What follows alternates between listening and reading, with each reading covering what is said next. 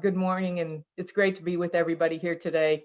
I found it very interesting, Dr. Drake's talk, but also the comments made by the other panelists have just been fascinating as well.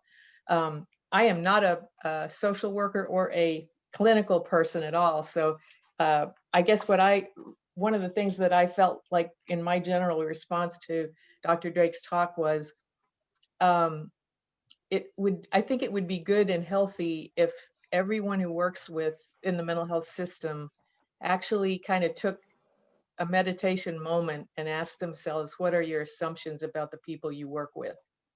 I think assumptions lead to behavior in the way we treat people. I think assumptions are oftentimes unconscious. They aren't intended to, and we do all these things to help people, but in the backs of our minds, we may be seeing them as flawed or as unable or whatever we may be doing that knocks that person down in some respect. So that was my reaction, that we need to examine our assumptions. Also, I was thinking in the payer system, maybe the payer needs to examine their assumptions about the providers always trying to skim off as much as possible.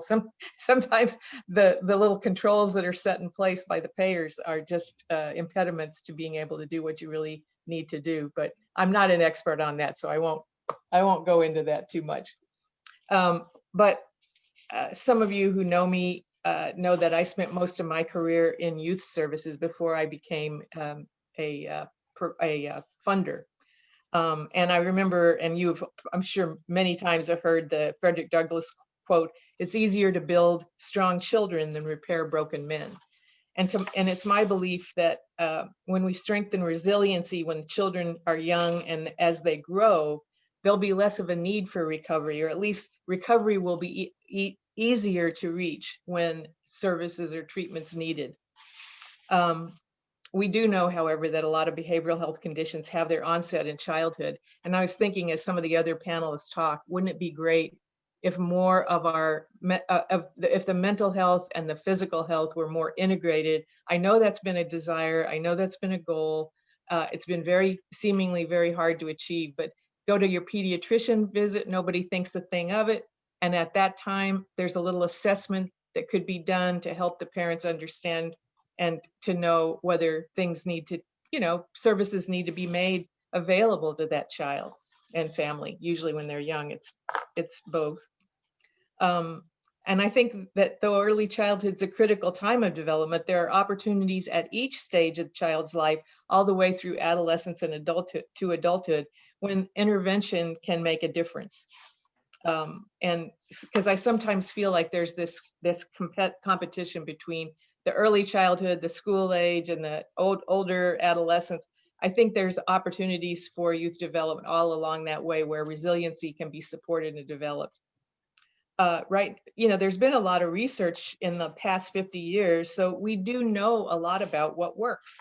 And a few years ago, MHB hosted a symposium about prevention and invited Dr. David Hawkins, who's a social work researcher from the University of Washington, to speak with us at that symposium. And one of the points he made that stuck with me was to prevent a problem before it happens, address its predictors. And, there's so many things that we see, and we've been talking about social determinants. I mean, look at the predictor of that behavior and try, and research is out there that helps us to identify that. Another point he added was untested good ideas can make things worse. And I really also believe that.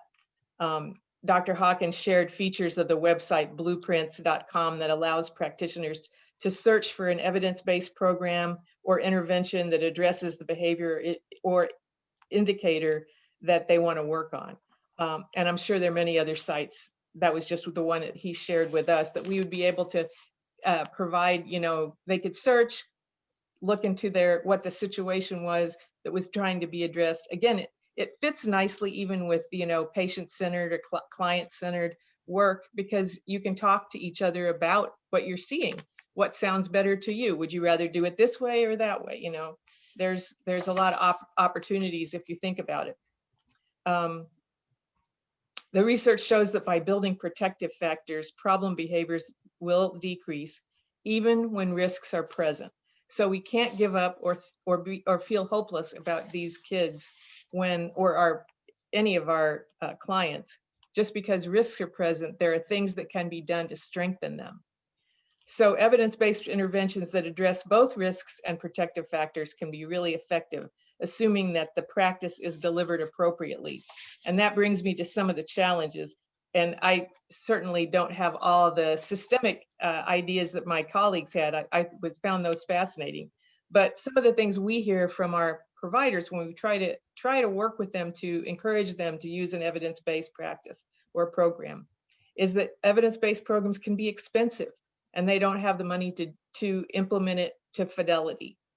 And that I say that there are affordable ones. Choose carefully and build an infrastructure so that you can self-maintain that is one way of getting at that issue.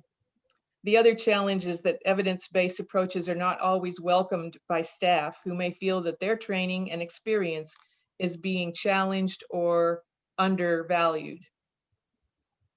And finally, evidence-based approaches are not widely understood or embraced by the larger community, and that includes us funders.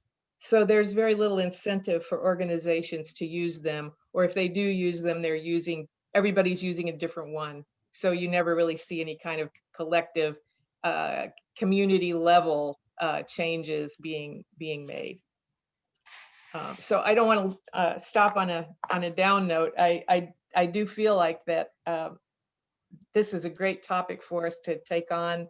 And I know that the Center for Excellence is going to be a big help in that. I want to thank Joe and the staff, and I really appreciate being here today.